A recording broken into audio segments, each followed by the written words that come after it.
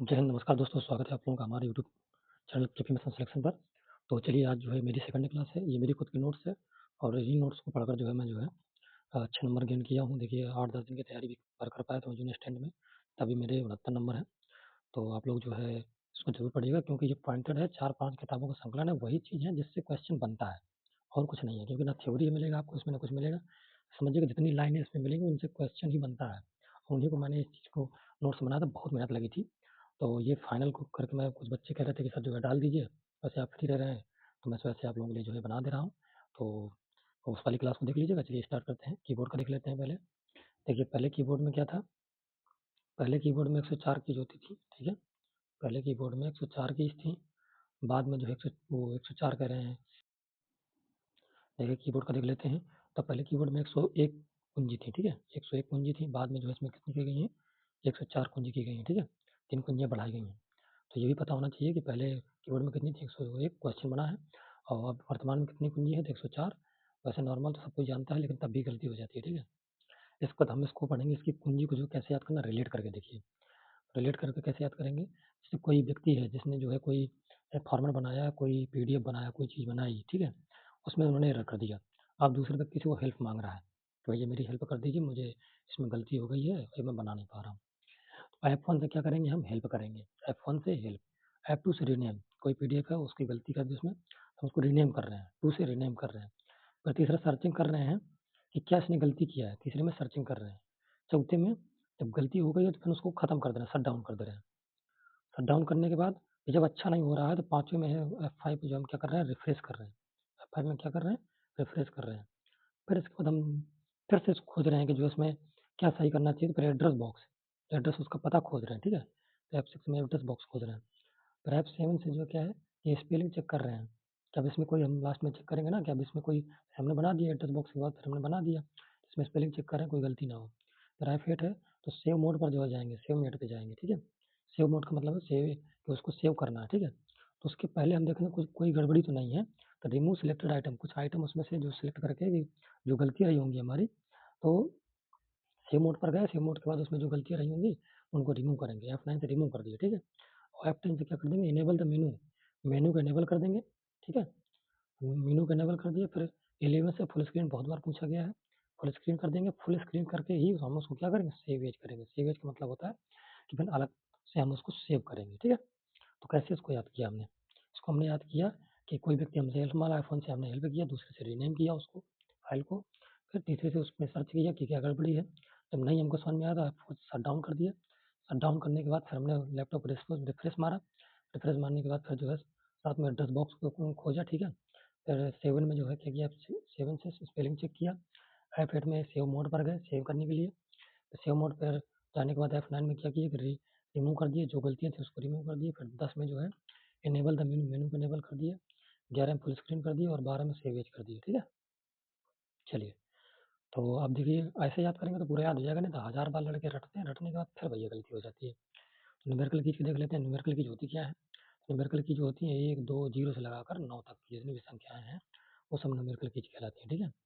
अब अगर numerical keys जो होती है, ये कीबोर्ड की कीज़ है, मैं पढ़ा रहा हूँ आपको, मेन कीज़ है और कीज़ से क्वेश्चन आता है, इसमें भी क्वेश्चन एक आध बार पूछा गया तो इससे कीज़ से क्वेश्चन आता है। तो न्यूमेरिकल कीज़ क्या होती है, 0 से 9 तक, 0, 1, 2, 3, 4, 9 यानी कि ऊपर साइड दिए रहती हैं, ऊपर साइड दिए रहते हैं, ठीक है? तो अगर हम न्यूमेरिकल की जो है, न्यूमेरिकल कीज़ को ऑन कर देंगे, अगर ऑन कर देंगे, तो अंक टाइप होंगे, क्या? अगर ऑन कर देंगे न्यूमेरिकल कीज़ को, तो अंक टाइप होंगे। अगर हम उसमें बटन को दबाएँगे तो उसमें अंक टाइप होंगे 1, 2, 3, 4, 5 ऐसे करके। अगर उसको ऑफ कर देंगे तो और एरो की तरह काम करेंगे। कैसे काम करेंगे? ये एरो की के तरीके काम करेंगे। इसको याद रखिएगा, ठीक है? इसके बाद क्या है, cursor, cursor movement keys. Cursor movement keys का मतलब होता है कर्सर को हमें आगे पीछे मूवमेंट करने के लिए। इसको मैं बता रहा हूँ, जिससे बहुत बार क्वेश्चन बना है, कैसे इसको हमें याद करना है। देखिए एक होम होता है और एक एंड होता है, एक होम की होती है, एक एंड की होती है, ठीक है? तो पहले होम की को देखते हैं। अगर होम की दबाएँगे तो होम का मतलब होता है कहीं घर जाना। घर का मतलब जैसे होम पेज पर देखते हैं आप लोग, किसी जगह अगर जाते हैं, कहीं शॉपिंग किए होंगे आप लोग फ्लिपकार्ट पे किसी चीज़ की, तो होम पेज का मतलब हो जाता है कि पहले पेज पर आना, ठीक है? तो जहाँ से स्टार्ट किए थे वहाँ पर आना। तो ये क्या है? लेकिन यहाँ पर जो है पेज मत कभी याद रखिएगा। यहाँ पर कैसे याद रखना है? अगर होम दबाएँगे तो beginning of the line, line के बिगिनिंग में आएँगे, अगर कोई लाइन है, जैसे कि ये पूरी लाइन है, इसमें हमारा लिखा है जो है KP, ठीक है। KP के बाद और भी कुछ लिख दीजिए, मिशन लिख दीजिए, KP मिशन, ठीक है। अब हम जो है यहाँ पर हमारा कर्सर है, ठीक है। अगर हम होम की दबा देंगे और होम की दबा देंगे तो हमारा कर्सर सीधे यहाँ पर आ जाएगा, ये लाइन पे आ जाएगा, ठीक है। ये होता है। अब इंड की क्या होता है, इंड की क्या होता है कि अगर हमारा कर्सर यहाँ पर है और हम दबा रहे हैं, मिशन तक लिखा है पूरा, और इंड की दबा देंगे तो सीधे हमारा कर्सर लास्ट में मिशन के बाद एंड के बाद लास्ट में पहुँच जाएगा, ठीक है। ये देखिए दोबारा बता रहा हूँ आप लोगों को मैं, क्योंकि इसमें बहुत इम्पोर्टेंट है, यहाँ से गलती बहुत होती है। KP मिशन और लिखा है लास्ट में सिलेक्शन, ठीक है। KP मिशन सिलेक्शन लिखा है हमारा, ठीक है। अब देखिए होम की और एंड की है, अगर हमारा कर्सर समझ लो कि आप यहाँ पर हमारा कर्सर है, यहाँ पर हमारा कर्सर है। अगर हमने होम की दबाया तो होम की मतलब होता है अपने घर की तरफ, मतलब अपनी जो है ये लाइन पर ही जाएगा। जो एक लाइन ये है, दूसरी लाइन ये है, तो ये लाइन की शुरुआत में चला जाएगा, ठीक है। अगर यहीं पर हम इंड की दबाएंगे, इंड की दबाने पर अगर कर्सर हमारा यहाँ आए जहाँ भी है तो ये एंड पर पहुँच जाएगा, लाइन पर, लाइन के अंत में जाता है। होम की और इंड की खाली काम करती है हमारी एक लाइन के लिए, और वहीं पर जो है कंट्रोल होम हो जाता है। जैसे अगर देखेंगे KP मिशन सिलेक्शन लिखा है, KP mission selection, KP mission selection लिखा है। अब हमारा कर्सर जो है यहाँ पर है, ठीक है, यहाँ पर हमारा कर्सर है। अब हमें कंट्रोल होम दबाना है, ठीक है। तो कंट्रोल अगर होम दबाएंगे, कंट्रोल दबा दिए, कंट्रोल, जैसे कंट्रोल प्लस होम की, तो अगर कंट्रोल होम दबा देंगे तो ये लाइन पर नहीं पूरे पेज पर काम करता है। जितना भी बड़ा पेज होगा तो हमारा कर्सर कहीं पर भी होगा तो कर्सर उड़कर सीधे शुरुआत में आ जाएगा। कहाँ आ जाएगा हमारा, हमारा कर्सर सीधे शुरुआत में आ जाएगा अगर कंट्रोल होम दबाएंगे तो। और ये कंट्रोल होम की जगह कंट्रोल इंड दबा देंगे तो हमारा कर्सर कहीं पर भी होगा पूरे पेज में, उस पूरे पेज के लास्ट में पहुंच जाएगा। कहाँ पहुंच जाएगा, लास्ट में पहुंच जाएगा। सीधे याद रखिए कि अगर होम है तो एक इंड है, तो ये लाइन के लिए है, ठीक है, ये लाइन के लिए है। अगर एक लाइन में अगर कहीं भी कर्सर है तो उस लाइन के शुरुआत में होम दबाने पर लाइन के शुरुआत में पहुंच जाएगा होम की दबाने पर, और इंड की दबाने पर लाइन के अंत में पहुंच जाएगा कर्सर। और यहीं पर अगर इनमें दोनों में जो है अगर कंट्रोल लगा देंगे, कंट्रोल प्लस होम लगा देंगे, ठीक है, और यहीं कंट्रोल प्लस इंड लगा देंगे, और कंट्रोल प्लस होम लगा देंगे तो ये पेज पर काम करता है, पूरे पेज पर काम करता है, ठीक है।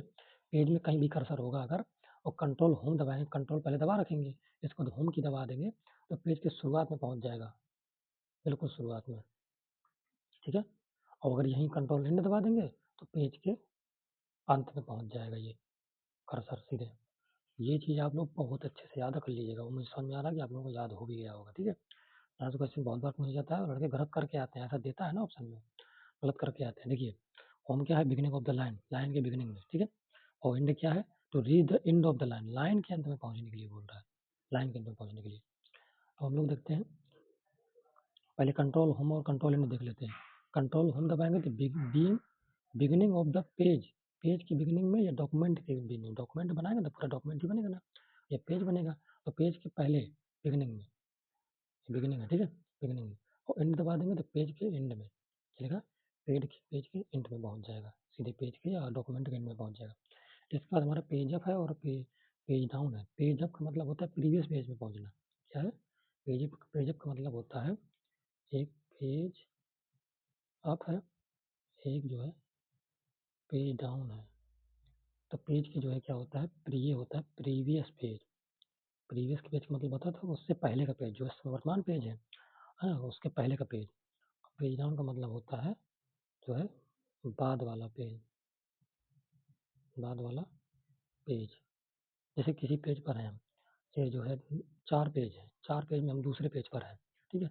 अब दूसरे पेज पर हैं तो हम जो अगर अगर जो है पेज अप कर देंगे, पेज अप अगर कर देंगे तो पेज अप से हमारा दूसरे पेज पर है तो पहले पेज पर पहुंच जाएगा। आपका मतलब ऊपर जाना, मतलब एक लाइन उससे पहले वाले में चले जाए, प्रीवियस वाले में चला जाना। और डाउन कर देंगे तो मतलब ये होता है कि डाउन कर देंगे तो नीचे आएगा, तो जो है जैसे कि ये तीसरे में आ जाएगा। जैसे 1 2 3 है, 1 2 3 4 ऐसे करके देखो, 1 2 3 4 पेज हैं। अब इस पेज में है प्रीवियस, अगर प्रीवियस दबाएंगे तो पेज अप करेंगे तो ये पहले पेज में पहुंच जाएगा, ठीक है। हम लोग पहले पेज में सीधे पहुंच जाएंगे। और पेज डाउन वाला अगर दबाएंगे तो हम तीसरे पेज में पहुंच जाएंगे, नीचे आ जाएंगे। ठीक है, चलिए ये तैयार हो गया हमारा। आप देखते हैं हम लोग मॉडिफायर कीज बहुत बार पूछा गया। मॉडिफायर कीज कौन होती हैं? तो मॉडिफायर कीज जो है ये क्या होती है? Shift keys, control keys, alt keys, window keys. इसमें अंतर क्या होता है बता रहा हूँ। मॉडिफायर कीज और उसके बाद और भी आगे कीज है। तो पहले हम बता दें मॉडिफायर कीज में क्या हमको याद रखना होता है। तो मॉडिफायर कीज होती है कि ये अकेले काम नहीं करती हैं। मॉडिफायर इनको साथ किसी न किसी की को दबाना पड़ेगा। जैसे कंट्रोल के साथ हम कुछ ना कुछ दबाते हैं ना, तब वर्क करती है। अल्ट के साथ हम कोई ना कोई, ये कॉम्बिनेशन कीज है।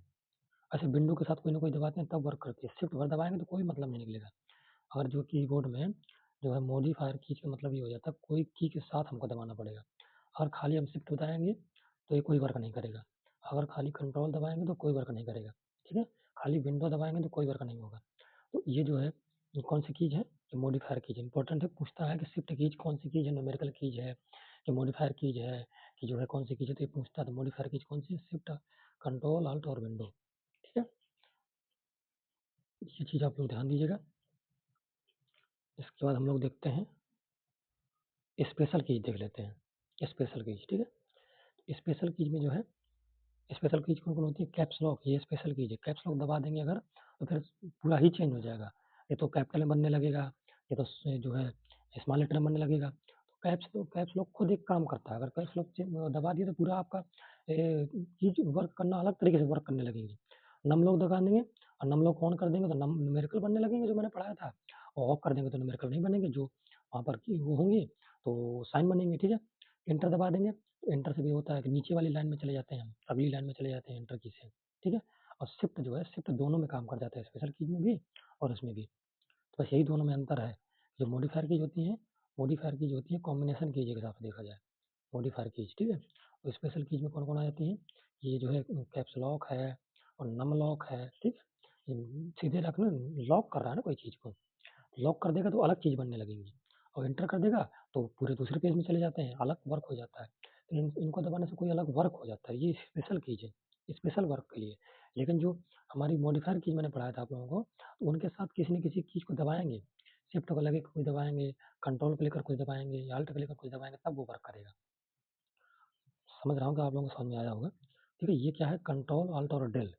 डेल का मतलब होता है डिलीट। ठीक है, कंट्रोल अल्ट और डेल, डेल भर बना रहता है ना, तो डिलीट पूरा लिखा रहता है। कंट्रोल अल्ट और डेल अगर हम दबाएंगे, डिलीट दबाएंगे पूरा, तो ये restart the computer, computer restart हो जाए। ये एक बार पूछा गया है इसलिए मैंने इसको यहाँ लिखा था। ठीक है, कंट्रोल अल्ट और डिलीट अगर दबाएंगे तो रिस्टार्ट द कंप्यूटर, कंप्यूटर फिर से रिस्टार्ट हो जाएगा। जैसे हम लोग मोबाइल स्विच ऑफ करते हैं ना तो रिस्टार्ट करने का ऑप्शन आता है, एक स्विच ऑफ करने का आता है, रिस्टार्ट करने का आता है, ऐसे 3-4 ऑप्शन दिए रहते हैं। तो कंट्रोल अल्ट और डिलीट दबाएंगे तो रिस्टार्ट हो जाएगा। अब मैं माउस के बारे में पढ़ा रहा हूँ, माउस से क्वेश्चन बनता है। ठीक है, तो माउस से क्वेश्चन वैसे तो सब लोगों को याद होता है कि 1964 में इसका आविष्कार हुआ था, और डगलस एंजलबर्ट ने इसका आविष्कार किया था। ठीक है, 1964 में आविष्कार हुआ था। दशक क्या था? 1960 का दशक। दशक पूछता है क्यों लिखा है? देखो, कोई नहीं आपको ऐसे ढंग से पढ़ाने वाला, जैसे ये मेरी नोट्स बनी हुई है। तो क्यों लिखा है कि एक बार क्वेश्चन ये पूछा गया था कि जो है भैया ये किस दशक में जो है इसका आविष्कार हुआ? दशक क्यों दिया था? अब भाई दशक दिया है, 1970 दे दिया, वो 1970 के दशक में, 1960 के 70 के दशक में, ऐसे क्यों 1980 के दशक में? तो वहाँ लड़के डिस्टर्ब हो जाते हैं, अरे दशक क्यों दिया है? तो क्या होगा कि 1960 का दशक है। ठीक है, 1960 का दशक में, और सन क्या है? सन क्यों मुझे 1964 है और दशक 1960 है। तो ये याद रखिएगा, ऐसा पूछता है ना, इसमें ऐसे मैंने डाला। ये क्वेश्चन एक बार पूछा गया था। इसका आविष्कार किसने किया था? डगलस एंजलबर्ट ने किया था इसका आविष्कार। ठीक है, इसके बाद हम इसकी देखेंगे प्रॉपर्टीज, बहुत इंपॉर्टेंट है। देखिए क्या, ये लेफ्ट है, जैसे माउस एक तरीके का बना है, ये लेफ्ट साइड से अगर लेफ्ट है तो ये परफॉर्म में क्लिक करता है, डबल क्लिक करने पर जो है ये कोई वर्क होता है। ठीक है, लेकिन जो राइट साइड का होता है, अगर राइट साइड की जो बटन होती है उसको दबाते हैं तो इससे प्रॉपर्टीज खुलती हैं। ठीक है, बॉटम में चले जाएंगे, डायलॉग बॉक्स में चले जाएंगे, डायलॉग बॉक्स खुल जाएगा, मेनू बॉक्स खुल जाएगा, सारे मेनू आपके खुल जाएंगे। ये पूछता है कि किस साइड की से जो है प्रॉपर्टीज जो है खुलती हैं। तो माउस के राइट साइड को दबाने से या लेफ्ट साइड को दबाने से? तो राइट साइड को दबाने पर प्रॉपर्टीज खुलती है। प्रॉपर्टीज वाला काम जो होता है तो क्या होता है, राइट साइड का जैसे माउस को दबाएंगे तो जो है मेनू बॉक्स खुल जाएगा। ठीक है, और डायलॉग बॉक्स खुल जाएगा, इसके बाद सारे जो है प्रॉपर्टीज खुल जाएंगी। ठीक है, और यहाँ लेफ्ट साइड क्या होता है, डबल क्लिक करने पर कोई चीज़ कॉपी होगी, पेस्ट होगी, तो ये वाला काम करता है ये। फिर कोई चीज़ खोलने के लिए, ओपन करने के लिए, तो प्रॉपर्टीज खोलने के लिए कोई ऐप है उसका खोलना है, तो ये सारा प्रॉपर्टीज खोलने के लिए राइट क्लिक करते हैं, प्रॉपर्टीज से ही ऑप्शन में जो है क्वेश्चन में पूछता है। ठीक है, याद रखिएगा। सेंटर जो बीच का एरिया बना रहता है, तो स्क्रॉल बटन या रोलर बटन उसको बोले तो क्या बोलते हैं, स्क्रॉल बटन या रोलर बटन। स्क्रॉलिंग टास्क वाला काम होता है, अप डाउन वाला काम होता है, आगे करना या डाउन करना, इस तरीके वाला काम होता है। ठीक है, चलिए अब इसको हम लोग देखेंगे। शिफ्ट कीज, शिफ्ट कीज किस काम में आती है, सिंबल लिखने के लिए। शिफ्ट कीज जो है इस वजह से यहाँ लिख दिए हैं क्योंकि ये क्वेश्चन एक बार बना था। वैसे तो मैंने आप लोगों को पढ़ाया कि शिफ्ट कीज दोनों में वर्क कर जाती है, वैसे मॉडिफायर कीज भी है ये।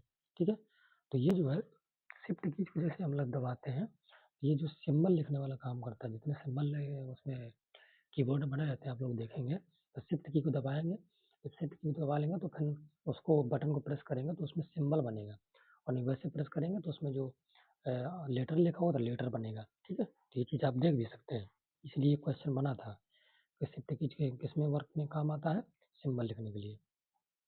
और कहाँ से क्वेश्चन बनाएगा, जब सारी चीज़ें मैंने इसमें डाल रखा है ऑलरेडी, तो आप लोग उसको जरूर अच्छे देखिएगा। ठीक है,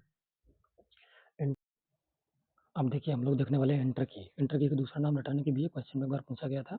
रिटर्न की नाम किसकी का, एंटर की का नाम ही दूसरा नाम रिटर्न की है। ठीक है, और एंटर की दबाने में जो है क्या होता है, अगली लाइन में जाना ले जाना। अगर अगली लाइन में जाना है तो एंटर की दबाएंगे, टाइप दबाएंगे तो अगले कॉलम में जाने के लिए, अगले कॉलम में जाने के लिए। मैं बता रहा हूँ, समझ में नहीं आप लोगों को आएगा, मैं बता रहा हूँ कैसे।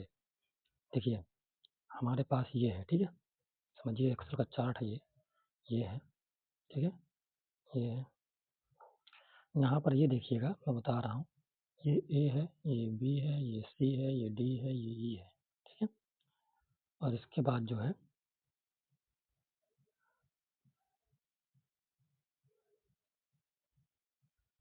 यहाँ पर ये देखिएगा कि 1 2 3, ठीक है, इस तरीके का चार्ट हमारा बना है।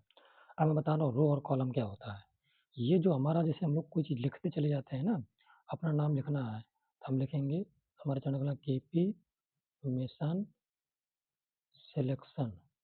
ठीक है, जैसे ये हम सीधे लिखते जा रहे हैं, ये जो लिखते हुए जा रही है हमारा रो है, हम ये रो पर वर्क करते हुए जा रहे हैं, जो ये लाइन बनी रहती है पूरा, ये रो है। ये हमारी क्या है, ये 1 2 3 ये जो है ये रो है। ये क्या है, ये रो है, ये पहली रो है, फिर ये दूसरी रो है, ये तीसरी रो है। लेकिन कॉलम क्या होता है, कॉलम ABCD वाला है। ये कॉलम क्या है हमारा, कॉलम हमारा ABCD वाला है। ठीक है, तो चलिए चला गया, दोबारा बना दे रहे हैं। तो ये ABCDE कॉलम क्या है, ABCD वाला है, ये कॉलम है हमारा।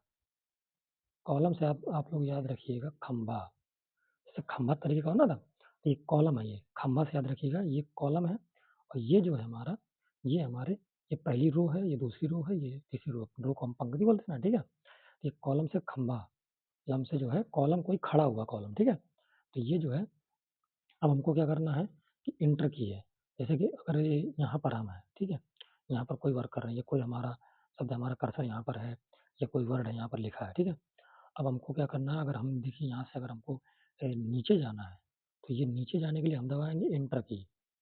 एंटर की कैसे, एंटर की दबाएंगे तो एंटर में क्या लिखा है कि नीचे जाने के लिए, तो एंटर की दबाने से हमारा रो चेंज होती है, रो, ये जो हमारी रो है ना, ये चेंज होती है। अगर पहले रो पर है हम, तो दूसरी दूसरी रो पर पहुंच जाएंगे, हम यहाँ पहुंचेंगे, और कॉलम हमारा सी ही रहेगा।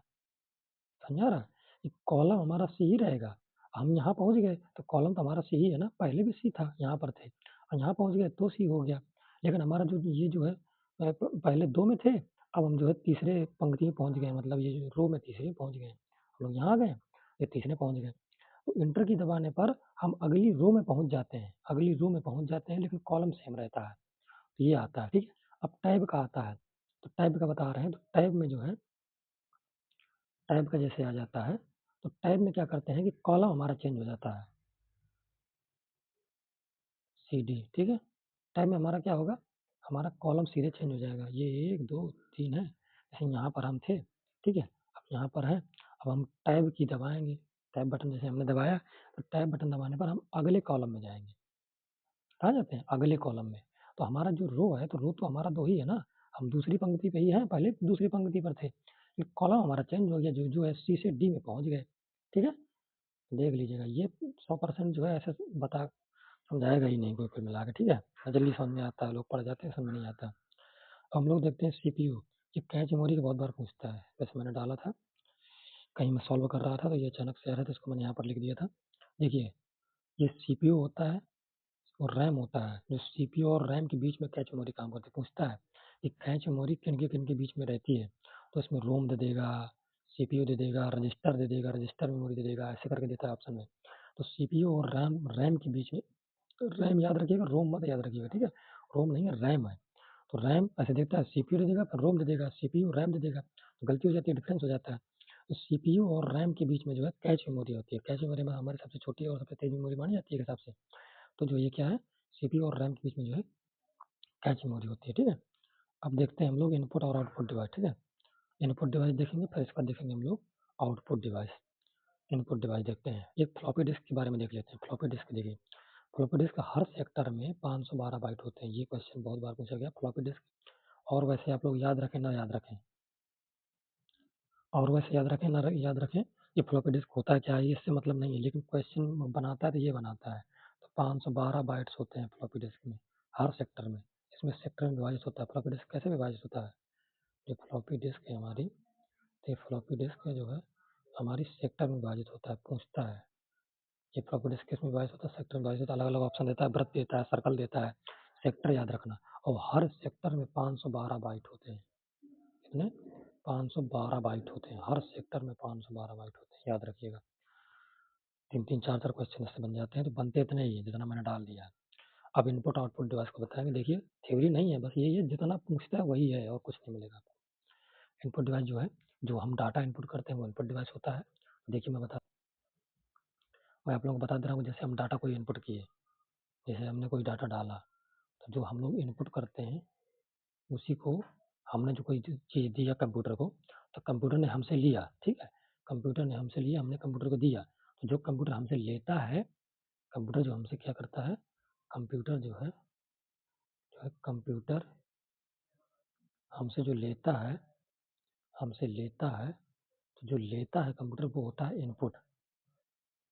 इनपुट का मतलब क्या, इनपुट का आप वैसे संजीव छेद इनका मतलब होता है अंदर, आउटपुट का मतलब देना। वो चीज़ अंदर दी जा रही है, तो कंप्यूटर जो ले रहा है, ठीक है, देने वाले तो हम है, कंप्यूटर हमसे ले रहा है, तो ये इनपुट डिवाइस हो गया, ठीक है।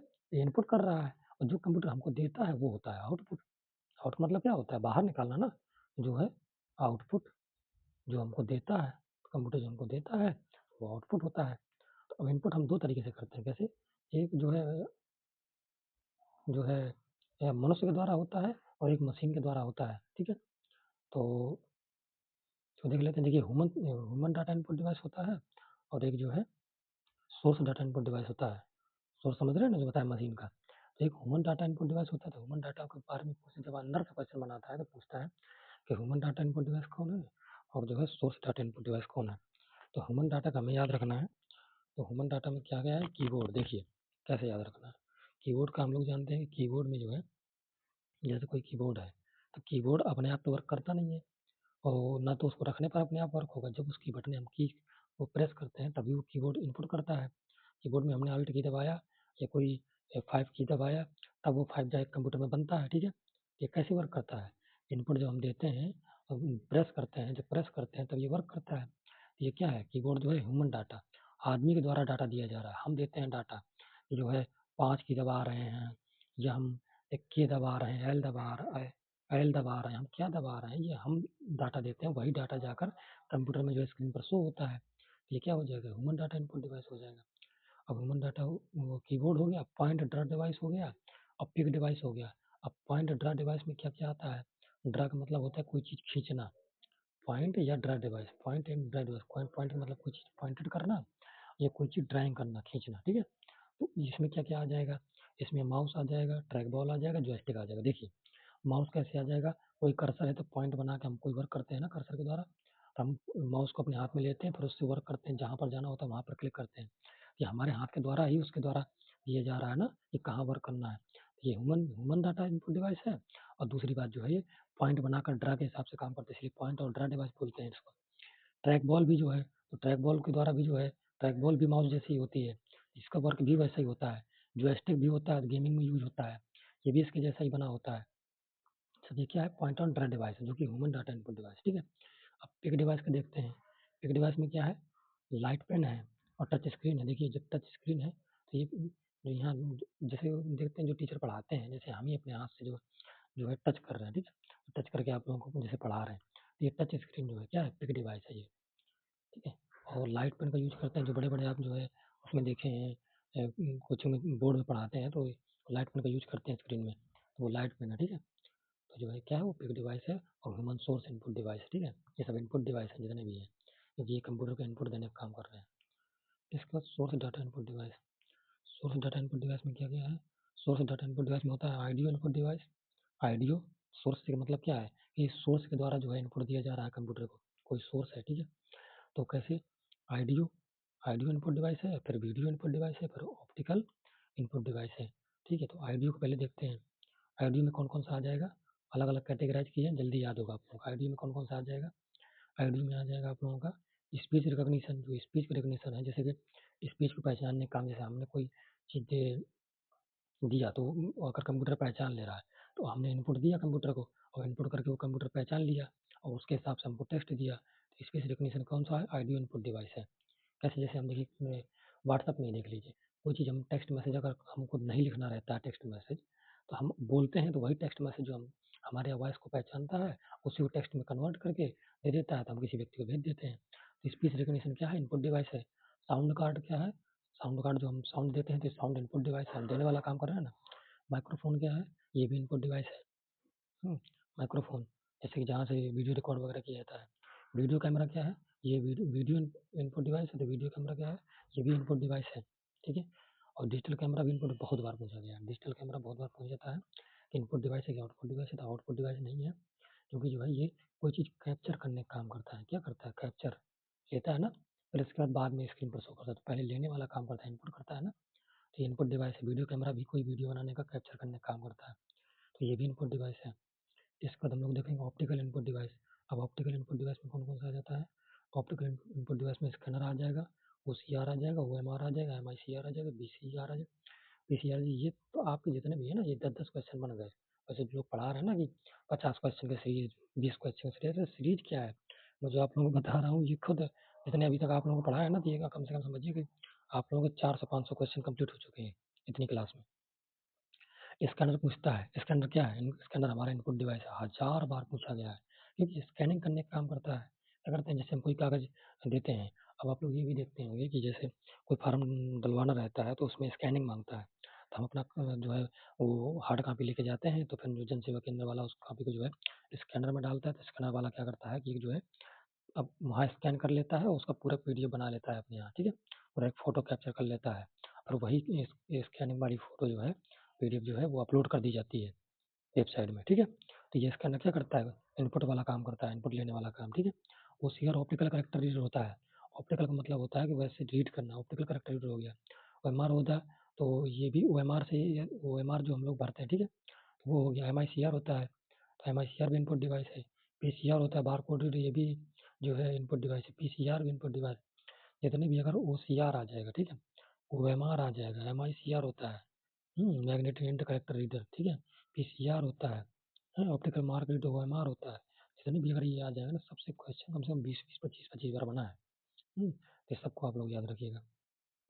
इसके बाद हम लोग देखते हैं यहाँ पर जो है नोट में कि किम्बाल टैग रीडर जो है, किम्बाल टैग रीडर होता है एक, ये अलग से ही इसके बारे में भी क्वेश्चन कई बार पूछा गया है। और एक स्पीच रिकॉग्निशन, ऊपर जो मैंने बताया था, ये सब इनपुट डिवाइस में ही आते हैं। स्पीच रिकॉग्निशन को बहुत बार जो है डिफरेंस में गड़बड़ी होती है, क्वेश्चन बार बार डालता है। स्पीच रिकॉग्निशन, रिकॉग्निशन का मतलब पहचानना है ना। तो जैसे मैं व्हाट्सअप के बारे में बताया हूँ, व्हाट्सअप में से आपकी आवाज़ जो है पहचान के आप बोल रहे हैं, आपको टेक्स्ट देता है, इससे याद रखिएगा ये इनपुट डिवाइस है। अब किम्बाल टैग रीडर, किम्बाल टैग रीड करने का काम कर रहा है, रीडर से याद रखिए, रीड करने का काम कर रहा है कोई चीज़, तो रीड करके इनपुट ही लेगा ना, तभी तो रीड करके आप लोगों को दिखाएगा सही रीड किया है कि नहीं किया है। तो ये भी इनपुट डिवाइस है।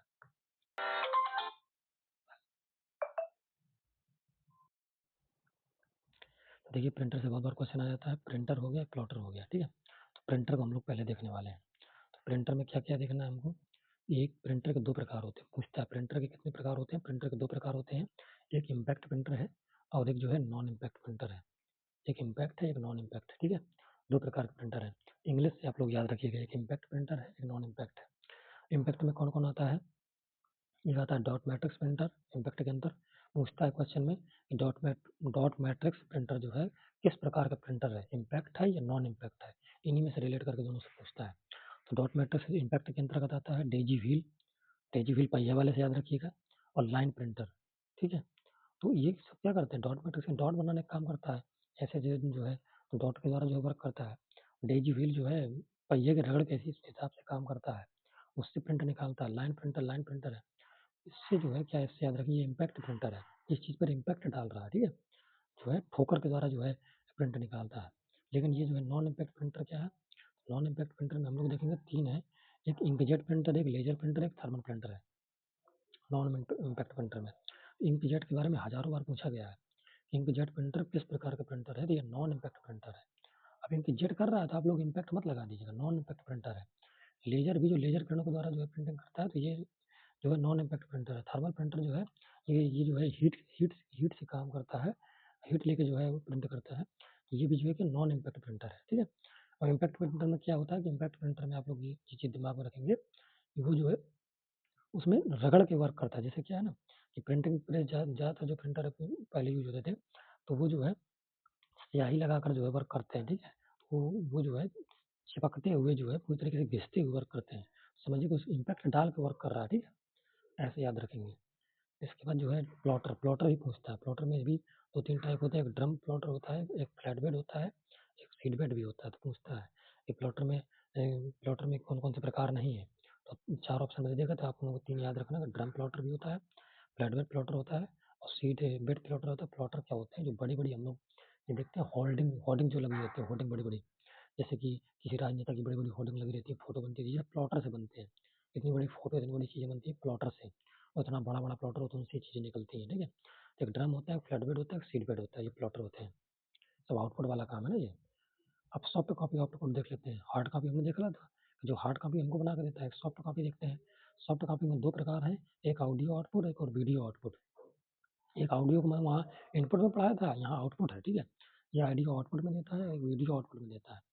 ऑडियो आउटपुट में हेडफोन, देखिए हेडफोन क्या करता है, हमको ऑडियो निकाल के देता है। तो हम लोग कान पे, अब तो वो चल गया है कि कान पे जो बड़े वाले लगाते हैं, तो ये क्या है, हेडफोन है ना, कि हमको ऑडियो निकाल के देता है, हमसे सुनते हैं, गाना सुनते हैं, ईयरफोन से गाना सुनते हैं। स्पीकर क्या करता है, हमको गाना सुनाता है। ठीक है, हम लोग सुन सुन पाते हैं उस चीज़ को, हमें देना नहीं रहता है, लेकिन वो हमको आवाज़ देता है, हम लोग उसको सुनते हैं, इंजॉय करते हैं। तो ये क्या है, ऑडियो आउटपुट डिवाइस है। इसके बाद जो क्या वीडियो आउटपुट डिवाइस में कौन कौन से हो जाएंगे, वीडियो आउटपुट में एक जो एक मॉनिटर हो जाता है वीडियो। देखिए मॉनिटर क्या होता है, जो भी कंप्यूटर में हम लोग देखते हैं, ये सामने वाला मॉनिटर ही तो होता है, जिसमें डिस्प्ले में हम लोगों को तस्वीर दिखती है, देखिए आउटपुट मिल रहा है ना हमको। तो मॉनिटर क्या है, मॉनिटर हमारा आउटपुट डिवाइस है, पूछता है बहुत बहुत बार बार पूछता है, मॉनिटर आउटपुट डिवाइस है। इसके बाद जो होता है वीडीटी, विजुअल डिस्प्ले थर्मल। ठीक है, विजुअल डिस्प्ले थर्मल वीडीटी पूछता है, ये भी आउटपुट डिवाइस है, कुल बार क्वेश्चन पूछा गया है। Visual display thermal VDT output device है। इसके बाद स्क्रीन इमेज प्रोजेक्टर, एसआईपी जो है, स्क्रीन इमेज प्रोजेक्टर, इमेज बना रहा है ना, प्रोजेक्टर का मतलब क्या होता है कि जो है पहले प्रोजेक्टर में गाँव में हम लोग जो है रामायण वगैरह देखा करते थे, तो प्रोजेक्टर में दिखाते थे छोटा सा लगा के गाँव में, तो लगता था ये कि बड़ा जो है टाकीज जैसा लग रहा है, बड़ा एंजॉय करते थे छोटे से हम लोग। तो वही स्क्रीन इमेज प्रोजेक्टर होता था, हम लोग को आउटपुट देता है वो। ठीक है, बड़ा इमेज दिखाता है। तो क्या है ये, वीडियो आउटपुट है। अब मॉनिटर में देख लेते हैं, मॉनिटर में कौन कौन से हैं।